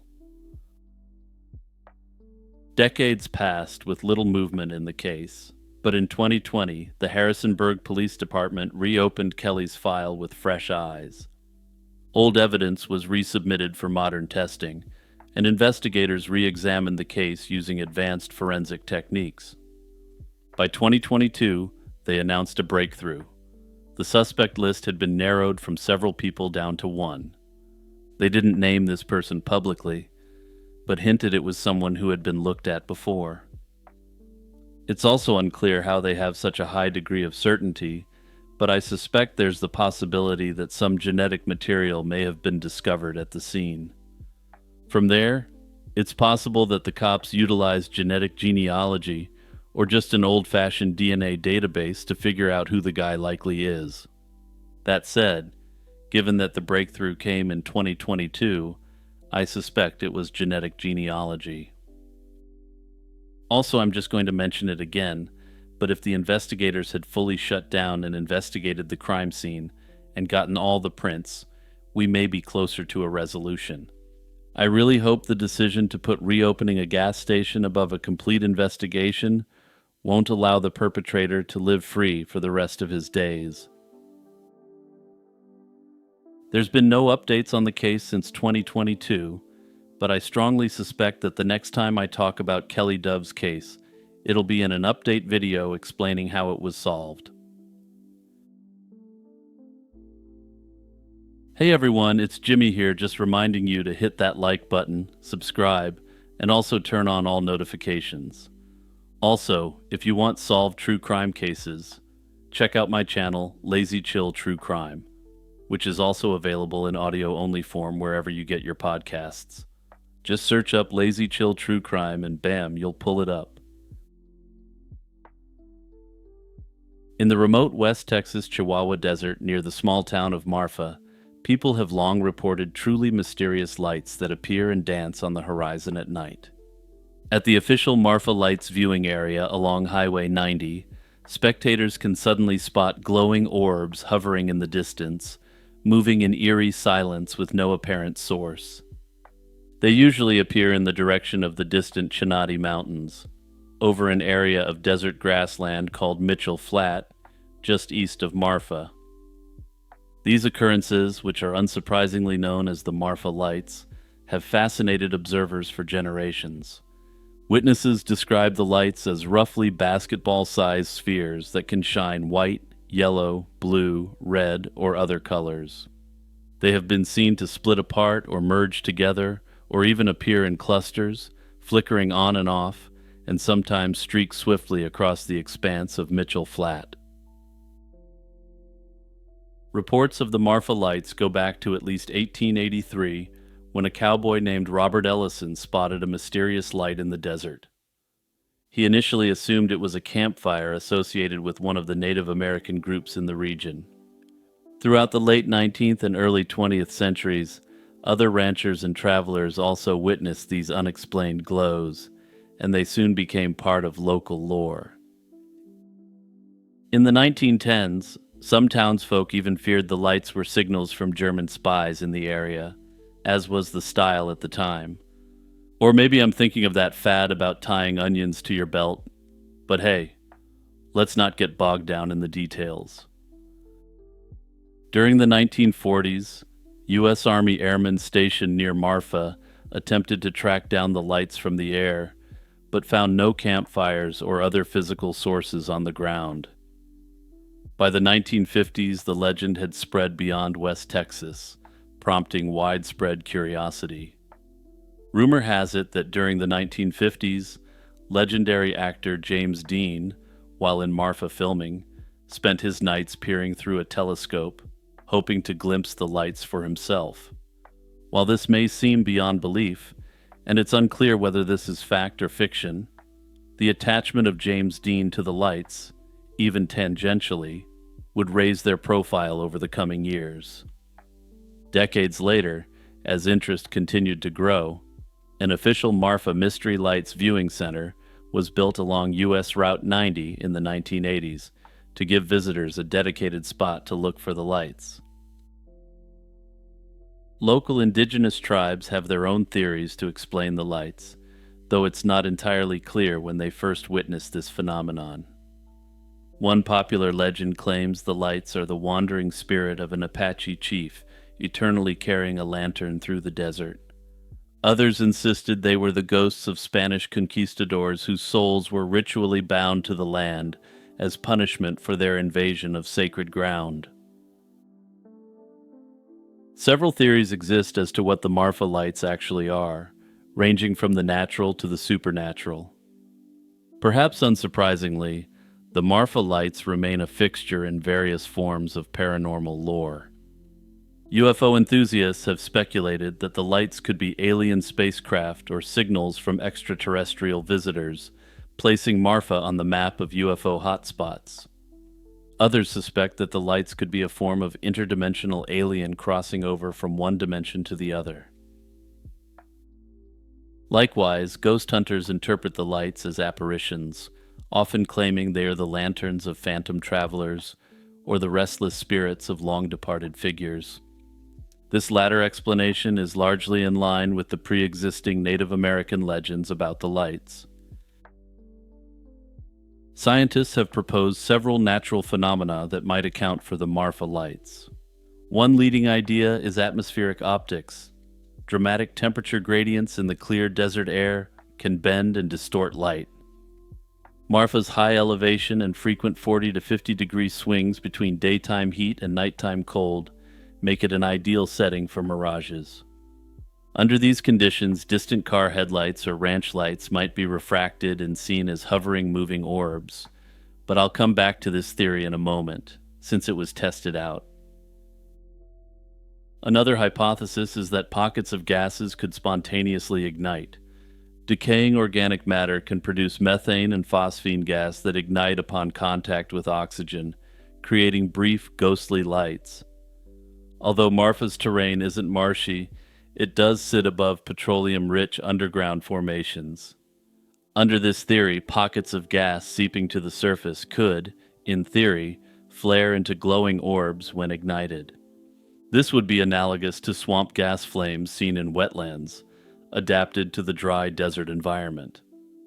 However, this offers little explanation for why the lights can't be seen up close. Others have offered additional geologically based explanations for what's really happening at Marfa. The local geology includes igneous rocks rich in quartz, which can emit small electric charges when under mechanical stress. Some researchers propose that subtle shifts or strains along fault lines could produce an electrical discharge or glow. Still others claim that the region is particularly suited to the development of ball lightning. As many longtime subscribers know, I absolutely love ball lightning, and given how poorly understood the phenomenon is, it's very possible that this is the correct explanation. Notably, multiple scientific investigations have tried to demystify the Marfa lights by finding their source. In 2004, a University of Texas at Dallas team set up instruments at the Marfa lights viewing site and found that every light they observed lined up exactly with the headlights of cars. However, not everyone is convinced that every sighting has been explained. A long-term monitoring project, using automated cameras over many years, documented about 60 unexplained light events between 2000 and 2009. Notably, these are light events that can't be attributed to any other cause. Overall, it looks as though the Marfa lights have multiple explanations, and this is a place I definitely want to check out at some point in the fairly near future. If you've been to Marfa and seen the lights, let me know your experience in the comments. In early 2023, a chilling mystery unfolded in the Greater Toronto area. A 53-year-old Chinese-born Canadian lawyer named Isabella Dan left her Markham condominium one March evening and was never seen again. Friends grew concerned when they couldn't reach her, and soon the disappearance of this successful professional would captivate the public and confound investigators. But new details emerged, hinting at dark complications beneath the surface, and perhaps this apparently successful attorney wasn't who she said she was. On March 3, 2023, Isabella Dan was last seen around 8:30 p.m. near her home at a condo building in Markham, Ontario, just north of Toronto. Surveillance cameras captured her leaving her residence at Waterwalk Drive and Verclair Gate, a newly developed area in Markham. That night, Isabella wore a distinctive beige coat with a fur-trimmed collar, black pants, and carried a red gym bag, the kind of detail that would later help witnesses recall seeing her. She stepped into a gray Porsche Cayenne SUV driven by a business associate waiting out front, departing from her building shortly after 8 p.m. According to police, this associate later told investigators he dropped Isabella off to meet another person at an unspecified location. Beyond approximately 8:45 p.m. that night, Isabella Dan vanished without a trace. When work associates realized they couldn't reach Isabella in the days after March 3rd, concern quickly mounted. It was unlike her to fall completely out of contact, especially given her professional responsibilities. By March 9th, York Regional Police publicly announced Isabella as a missing person. Responding officers canvassed the area around her condo and soon discovered Dan's personal vehicle, a gray Land Rover SUV, abandoned on a street near her building. Strikingly, the Land Rover was not parked in the condo's underground garage where she would normally keep it, but out on the street in front of the building. Inside her home, police found signs of an interrupted routine. There was fresh food left out, and personal items left behind in a manner that friends described as out of character. The stage was set for an investigation into what was looking less like a voluntary absence and more like something sinister, at least according to the police. York Regional Police quickly deemed the circumstances of Isabella Dan's disappearance suspicious. Throughout the spring of 2023, police made repeated public appeals, hoping to generate leads. Detectives asked anyone who had been in the relevant areas on March 3rd to check for any dashcam or security footage that might have captured Isabella or the vehicles involved. Officers also reached out to members of her gym, since Dan was known to be an avid member of a fitness club near her home. Perhaps someone from her regular workout class had chatted with her in the days prior, or knew of plans she'd mentioned. This outreach proved fruitless, as it turned out that Isabella Dan was a very private individual. Even months into the case, police admitted they struggled to find people in her life who could offer any meaningful personal insights. The friends she knew were all work associates, but they could only speak to her quote-unquote good work ethic, but they couldn't comment on anything in her personal life whatsoever. The cops came out and publicly admitted that her personal life was entirely a mystery to them. As police dug deeper, troubling facts about Isabella Dan's professional affairs began to surface. It turned out that at the time she went missing, Dan was entangled in serious legal and financial problems of her own. She was facing at least 4 active civil lawsuits involving allegations of mortgage fraud in the Greater Toronto area. Court documents filed with the Ontario Superior Court showed that multiple clients had alleged that she was duped into participating in real estate loan schemes. In essence, these lawsuits allege that Dan had inadvertently helped arrange or facilitate fake mortgage loans on several Toronto area properties. Notably, the allegations were for professional negligence rather than anything actually fraudulent on her part. In essence, the allegations were that she had been targeted by fraudsters on the basis that she wasn't doing her due diligence in real estate transactions. Notably, the Law Society of Ontario, which oversees lawyers in the jurisdiction, had been investigating Dan for professional misconduct by the time she disappeared. This investigation, along with potential disciplinary action, was separate from the civil lawsuits she faced. To put it mildly, Isabella Dan appears to have found herself between a rock and a hard place. To date, no definitive evidence has surfaced to explain what happened to Isabella Dan after that fateful March evening. Investigators and the public have grappled with 2 primary theories, each with unsettling implications. The first, and the one police themselves lean toward, is that Dan met with foul play. In other words, she was harmed or abducted by someone because of circumstances surrounding her professional life. Perhaps someone who lost a great deal of money lured Isabella to that mysterious meeting on March 3rd under false pretenses. The fact that she was dropped off to meet an unknown person at an imprecise location that night stands out as deeply suspicious.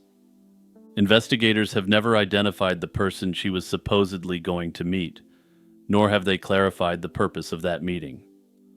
Further, because it's an active, ongoing investigation, there's been no information revealed about who this business associate was, who drove her to the meeting. Some have speculated that this was a fellow attorney, but ultimately this remains unknown, at least to the general public. Notably, it's also quite odd that this person apparently doesn't remember where he dropped her off. The other theory discussed, both by investigators and by observers, is that Isabella Dan's disappearance may have been self-engineered. Essentially, that she chose to go into hiding to escape the mounting pressures in her life. In the initial phase of the investigation, the cops publicly acknowledged they couldn't rule out the possibility that Dan disappeared purposely on her own. It's an idea that often arises when someone vanishes amid legal or financial turmoil. Facing potential lawsuits, professional ruin, and possible disciplinary action from the Bar Association, Isabella could have decided that her only way out was to flee. Those who entertain this theory point to her knowledge of legal systems and the fact she had multiple aliases. Police revealed that Dan went by other names including Rui Dan, Rurin Dan, and even Rachel Dan in some circles. While these have been reported as aliases by some, others have observed that the practice of having multiple names is common amongst Chinese people. This practice often extends to choosing a Western given name as well. Given that Isabella was born in China and had no family connections in Canada, with all her connections remaining overseas, many speculate she simply fled the country. Notably, some family members in China have reached out to the York Regional Police out of concern for Isabella. This has led to two separate interpretations: that these family members are genuinely concerned for Isabella, or that they've been put up to it. Of course, based on the evidence, it's simply impossible to say what the case is. That said, it appears that none of her family members have come to Canada to look for her, which I find somewhat unusual. That said, it sounds like she may have been the sort of person who was socially isolated to begin with, and maybe this extended to familial relationships as well. Ambrose Bierce was a larger-than-life figure in late 19th century America. Born in 1842 and raised in Indiana, he survived combat as a young Union soldier, an experience that left an indelible mark and shaped the dark, unflinching tone of his writing. After his time in the Army, Bierce became a journalist and author in San Francisco, where his razor-sharp wit and merciless satire earned him the nickname Bitter Bierce. He was celebrated for such works as An Occurrence at Owl Creek Bridge and for The Devil's Dictionary. By 1913, Bierce had a hard-won reputation as a brilliant but cynical man of letters. He was known for skewering the powerful and exposing corruption in print. Yet behind the public persona lay personal tragedy and weariness. His marriage had ended in divorce, and two of his children had perished, leaving him largely alone in his old age. In his 70s, he remained intellectually vigorous, but had grown deeply disillusioned. Rather than slipping quietly into retirement, Ambrose Bierce chose to embark on one last grand adventure. In the autumn of 1913, after settling his affairs, Ambrose Bierce set off from Washington, D.C., on a journey that would be his last. He toured parts of the states, including where he fought as a Union soldier, almost as a farewell pilgrimage through the landscapes of his youth, before heading toward Mexico. He passed through New Orleans and Texas, crossing the Rio Grande into Chihuahua by late 1913. At that time, Mexico was in the throes of revolution, and the northern states were engulfed in fighting between rebel forces and the regime of President Victoriano Huerta. The famed revolutionary general Francisco Pancho Villa was leading a rebel army in the north, and Bierce aimed to find him. Many friends were alarmed that a man in his 70s would ride into an active conflict zone, but Bierce wouldn't be deterred. To friends and family, he explained that he wanted to see what was really going on in Mexico for himself. He informed them that he was thinking about writing a book based upon what he planned on seeing. As he traveled south, Bierce sent letters home that revealed his grim sense of humor about what might await him. In one letter, he joked that if he ended up, quote, stood against a Mexican stone wall and shot to rags, he would consider it a pretty good way to depart from life. Dark as it was, he apparently meant what he said. By December 1913, the 71-year-old Bierce had crossed into northern Mexico and caught up with Pancho Villa's army. He reportedly met the rebel leader and even witnessed the Battle of Tierra Blanca, one of Pancho Villa's major engagements that fall. From the city of Chihuahua on December 26, 1913, Bierce wrote a final letter to a close friend. In it, he casually noted, quote, "I leave here tomorrow for an unknown destination." That unknown destination would mark the end of his story. After that letter, Ambrose Bierce vanished without a trace.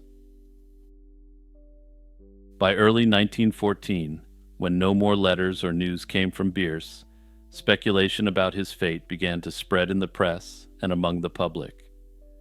In the absence of any confirmed account, historians and enthusiasts have put forward several theories to explain what might have happened to the famed writer. One leading theory is that Bierce died in the chaos of the Mexican Revolution. In fact, in early January 1914, Villa's troops stormed the border town of Ojinaga in a major battle against Mexican federal forces. If Bierce was present during that fight, or a similar skirmish, he could have been struck down by a bullet or shell during combat. Should he have fallen on a remote battlefield, news of his death might simply never have made it back to the United States. In that case, the old warrior-turned-writer would have met the end he seemed to seek. Another possibility is that Bierce was captured and eliminated. Some accounts claim that Pancho Villa became suspicious of the American in his midst. According to one story, Bierce mentioned leaving to meet one of his adversaries, which prompted Pancho Villa to order him slain as a potential spy or turncoat. Alternatively, Bierce might have fallen into the hands of Mexican federal troops, who could have summarily eliminated him as a potential foreign spy. Others believe he may have essentially fallen victim to a roving group of bandits eager to exploit the chaos of the Mexican Revolution. Another suggestion is that Ambrose Bierce's grim sense of humor, combined with his very limited understanding of Spanish, could have led to an unfortunate misunderstanding. Of course, in the ruthless environment of that revolution, any of these grim scenarios is plausible. A very different theory suggests Bierce succumbed to illness or injury while trying to return home.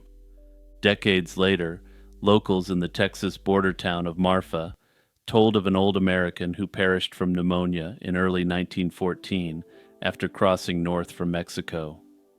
This man supposedly called himself Ambrosia and spoke of having written books.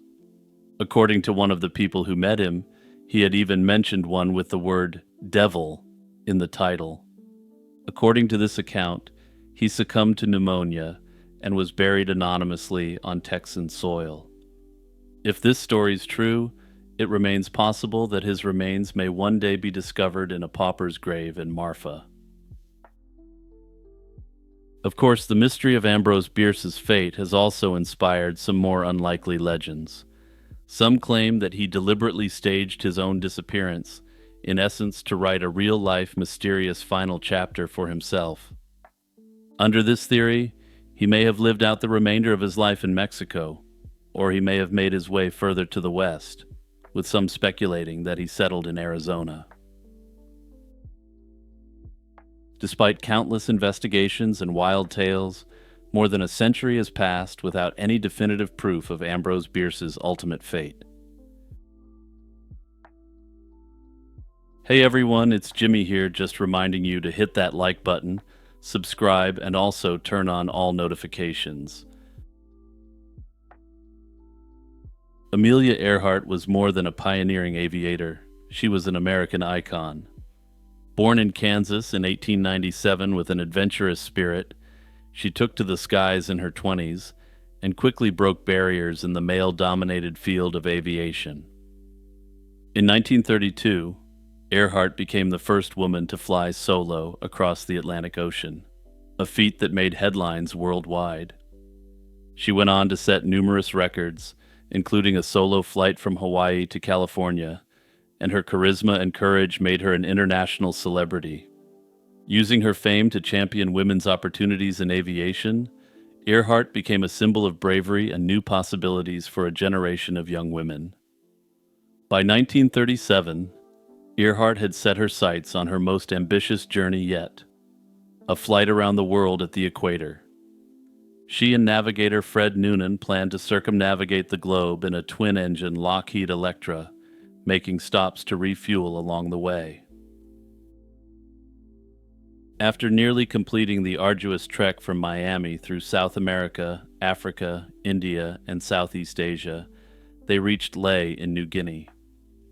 On July 2nd, 1937, they departed Lae for a tiny speck of land in the Pacific, Howland Island, which was to be their next refueling stop. A U.S. Coast Guard ship, the Ithaca, waited off Howland to guide them in by radio. But as Earhart's plane neared the area, she radioed that she was low on fuel and couldn't find Howland. The Ithaca could hear her transmissions, but she couldn't hear their replies. Earhart's last known message described a navigational line she was following, followed by silence. An extensive search by the U.S. Navy and Coast Guard, the largest of its kind at the time, scoured the ocean around Howland Island and beyond for weeks. However, they found no trace of the plane or its crew. With nothing to show for their efforts, officials concluded that the aircraft had simply run out of fuel and crashed at sea. This crash and sink explanation was accepted as the likely end of her journey. Yet the lack of concrete evidence left room for doubt, and over the years, a number of alternative theories emerged to fill that void. What follows are the leading theories about what might have happened on that fateful day in 1937. The most straightforward theory is that Amelia Earhart's Lockheed Electra ran out of fuel near Howland Island and fell into the Pacific Ocean. In this scenario, Earhart and Noonan, unable to spot their tiny target island, would have been forced down into open water once their fuel was exhausted. A water landing in rough seas could have torn the plane apart or sent it straight to the ocean floor. Given the vast expanse of the Pacific and its strong currents, it's not surprising that searchers in 1937 found no trace of debris. Earhart's final radio calls support this idea. She never mentioned seeing land, and her last reported navigation line would have carried the plane far past Howland into empty ocean. Many historians have long considered the crash at sea narrative the most plausible explanation. Another theory proposes that Earhart and Noonan might have landed safely on an uninhabited coral atoll, then called Gardner Island, now called Nikumaroro. According to this theory, the pair survived there for some time as castaways. The idea is that when they couldn't find Howland, Earhart turned the plane southeast along the line she had mentioned in her last transmission, hoping to find land. Gardner Island lies about 350 miles in that direction. In 1937 it was deserted, but it offered a long flat reef at low tide that could have been used as an emergency runway. It's conceivable that Earhart spotted this island, brought the plane down on the reef, and sent out distress radio calls until the rising tide swept the plane into the sea. In fact, in the days after the disappearance, some radio stations picked up faint distress signals that were never fully explained. In 1940, a British officer discovered skeletal remains on the island, along with a portion of a shoe and some navigational equipment. At the time, investigators concluded the bones were from a man who didn't meet the description of Noonan, and were obviously not from Earhart, and the remains were unfortunately lost. However, modern analysis of the original bone measurements suggests they could have belonged to a woman of European descent about Earhart's height. Unfortunately, this was based upon a reanalysis of the measurements from 1940, not a re-examination of the bones themselves as they were lost. Had the bones been maintained, it may have been possible to tie them to Earhart's family through forensic genetic genealogy. Unfortunately, unless these lost remains are recovered, we simply don't have this luxury. A very different hypothesis is that Earhart's final landing wasn't on a friendly island at all, but in territory controlled by Japan, leading to her capture. In 1937, Japan administered the Marshall Islands in the Pacific, not far north of Earhart's intended route. Some believe that Earhart and Noonan, unable to find Howland, might have drifted off course and ended up in the Marshalls. According to this theory, the Japanese military would have taken them into custody, possibly suspecting them of espionage, given rising pre-war tensions. Indeed, over the years, a few islanders and U.S. servicemen claimed they had seen or heard of two American flyers held by the Japanese before World War II. One persistent rumor placed Earhart on Saipan as a prisoner. However, no credible documentation has ever surfaced to support these claims. In fact, a blurry photograph emerged in 2017 that supposedly showed Earhart and Noonan in Japanese custody. A History Channel show called Amelia Earhart, The Lost Evidence, claimed that the photograph was taken in 1937. However, after the claim was made, a Japanese blogger found that the photograph actually came from a book published in 1935, 2 years prior to the disappearance of Earhart and Noonan. Whatever the case, the disappearance of Amelia Earhart and Fred Noonan remains one of the most famous and haunting mysterious disappearances in history. In late 1809, as the Napoleonic Wars ravaged Europe, a 25-year-old British diplomat named Benjamin Bathurst set out on a tense journey home. Bathurst was the well-connected son of a bishop and already a seasoned envoy despite his age. He had just left Vienna, where he'd tried in vain to draw Austria into an alliance against Napoleon Bonaparte. Now, with Austria defeated, Bathurst feared French spies were on his trail. Disguised as a humble merchant and traveling under a false name, he planned to slip north through Prussia to the port of Hamburg and sail back to England. It was a risky route. The roads were crawling with bandits and stray soldiers, and every town posed new dangers for a lone British envoy behind enemy lines. On the evening of November 25, 1809, Bathurst's carriage halted at the Prussian town of Perleberg for a brief rest. He and his courier, a man named Herr Kraus, had dinner at the White Swan Inn, while fresh horses were being readied for the next leg of their trip. Bathurst was cautious. He had decided to depart under cover of darkness, hoping the night would cloak his passage. Ever on edge, he peered into the gloom and was wary of every flicker of shadow around the inn yard. At around 9 p.m., with the carriage waiting in the lamplit courtyard, Bathurst donned his heavy fur coat and stepped outside. Witnesses later recalled seeing him walk around to the front of his horses, perhaps to inspect the team or speak to the carriage driver. In that fleeting moment, the young diplomat vanished. When Kraus emerged moments later, there was no sign of Bathurst anywhere. One moment Bathurst was there beside the horses, the next he had melted into the shadows without a sound. Local authorities were notified, but in the chaos of Napoleonic-era Prussia, a missing traveler raised little alarm at first. However, when the Prussians, who were officially neutral at this point, learned that the man wasn't a merchant, but a British diplomat, this caught the attention of the local authorities. By the next day, Captain Friedrich von Klitzing had soldiers dragging the nearby river and combing Perleberg for any trace of the Englishman. Their search soon turned up disturbing clues. Bathurst's fur-lined cloak was found hidden in a stable behind a house owned by an inn worker. 2 weeks later, a pair of his trousers surfaced in the woods outside town. Oddly, the pants had strange holes in them and contained papers including a letter to Bathurst's wife, but there were no bloodstains. It looked like someone had fired shots through the clothing after removing it, perhaps to fake a violent ambush. Suspicion ended up falling on a member of the inn's staff, August Schmidt.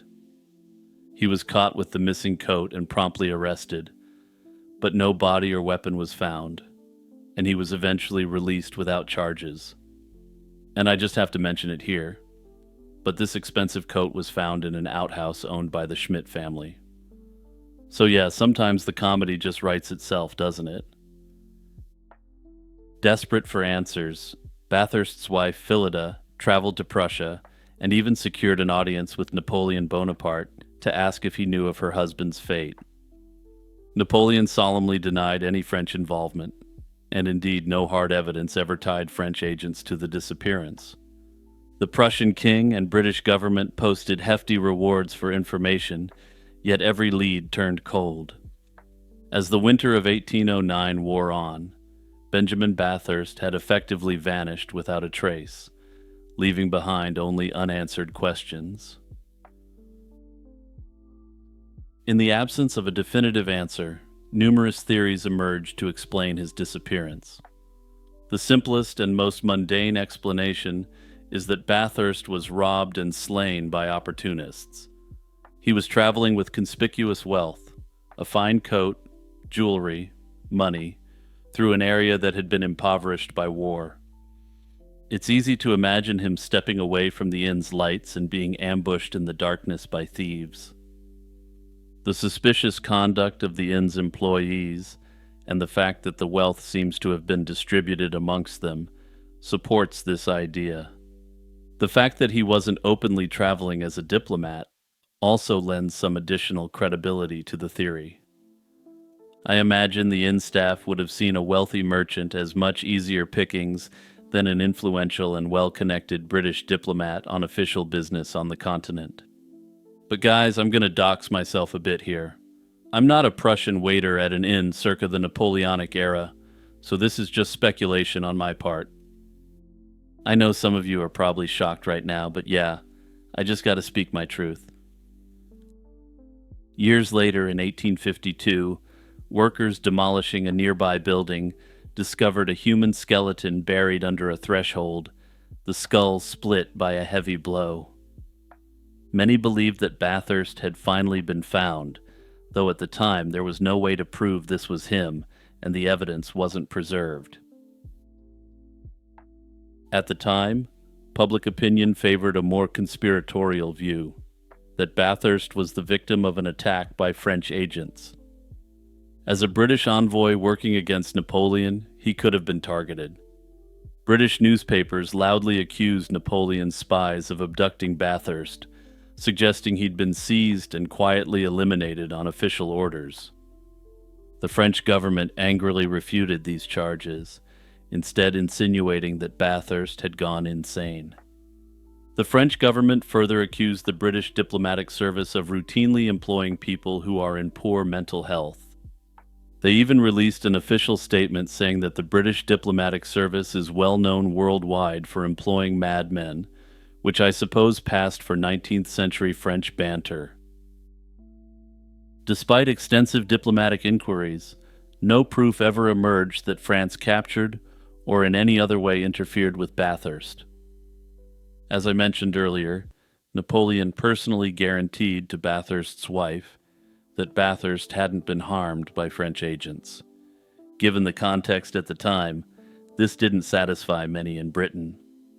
However, these inquiries were raised again after Napoleon's fall, and again officials denied all involvement in the disappearance. Further, historians find it highly unlikely that Napoleon would have ordered a diplomat to be abducted and slain. The reasoning for this is grounded in practicality. All sides in any conflict know that diplomats are necessary, and neither side wishes to have their people treated in such a way. Another theory suggests that Bathurst took the opportunity to leave his life behind and live on the continent. Under intense stress and fearing for his life, it's possible he suffered a mental breakdown or decided to desert his mission. Friends noted that in his final days, he was extremely anxious, even paranoid, about being followed. Indeed, the letter Bathurst left for his wife, recovered from his abandoned trousers, was reportedly disjointed and desperate, as if he felt surrounded by enemies. Perhaps he lost his nerve and fled into hiding. One rumor claimed that an unidentified Englishman fitting Bathurst's description turned up in a Baltic port that winter, refusing to give his name, and boarded a ship for Sweden. According to this unverified narrative, the vessel sank in a storm. Despite the intense stress he was under, most experts agree that there's simply no indication that he chose to willingly run off. Notably, in modern times, the story of Benjamin Bathurst has found new life, with an infusion of paranormal influence. Given that he disappeared under such bizarre circumstances, some have speculated that he may have slipped through time. That said, ultimately, there's no indication that such an event ever occurred. Over 2 centuries later, the disappearance of Benjamin Bathurst remains an enduring mystery. The most likely conclusion, that he was slain by local robbers in Prussia, is also the least sensational, but it fits best with the sparse facts we have. Yet without definitive proof or witnesses, absolute certainty has eluded all investigations. No culprit was ever identified, and no grave was ever officially confirmed.